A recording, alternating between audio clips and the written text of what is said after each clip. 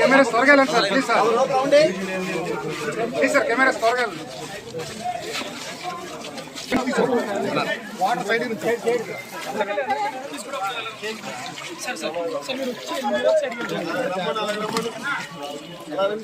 తీసురా సైడ్కి వచ్చావు.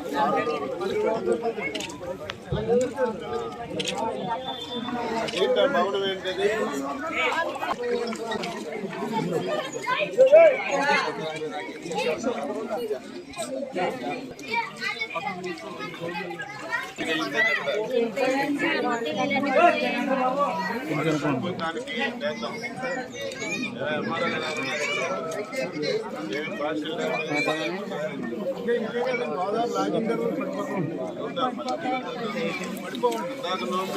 ఈ వారం రోజులు పనులే ఉండవు కదా, భోజనం తినడానికి బియ్యము, ఉల్లిపాయలు, కాయలు అన్నీ అందే కదా.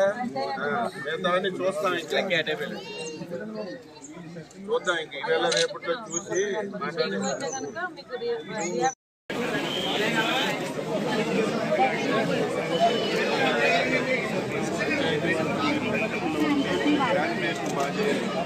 పంచాయతీ వర్గ పేర్లు ఉంటాయి.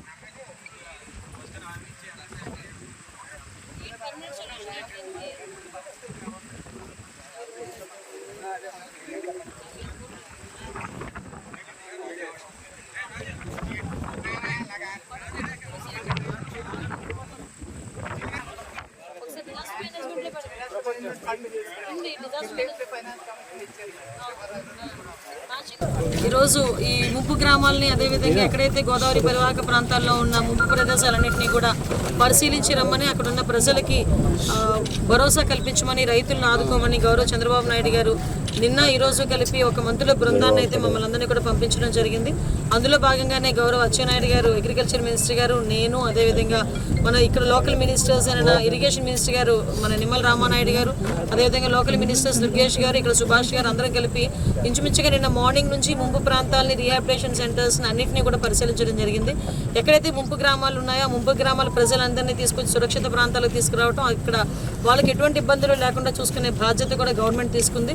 డిజాస్టర్ మేనేజ్మెంట్ నుంచి, అదేవిధంగా గవర్నమెంట్ నుంచి కూడా ఫుల్ ఫ్లెజ్డ్గా వాళ్ళకి ఎటువంటి ఇబ్బంది లేకుండా వాళ్ళకి ఏదైతే లైవ్లీహుడ్కి కావాలో వాటన్నిటినీ కూడా ఒక 25 కేజీల బియ్యం, అదేవిధంగా పప్పులు, ఉప్పులు అన్నీ కూడా వాళ్ళకి కావాల్సిన సరంజామా అంతా కూడా ఇచ్చి వాళ్ళని ఆదుకోవడం జరిగింది. అదేవిధంగా కొంతమందికి అయితే వండుకోలేని పరిస్థితులు ఉన్న వాళ్ళందరికీ కూడా భోజనాలు కూడా 3 పూట్ల భోజనాలు ఏర్పాటు చేసి వాళ్ళందరికీ కూడా అకామిడేషన్ కూడా ఇవ్వడం జరిగింది. అవి కాకుండా మేము అందరూ కూడా చాలా ముంపు ప్రాంతాలు చూసాం, చాలా వ్యవసాయ ఆధారిత గ్రామాలు కూడా తిరిగాము.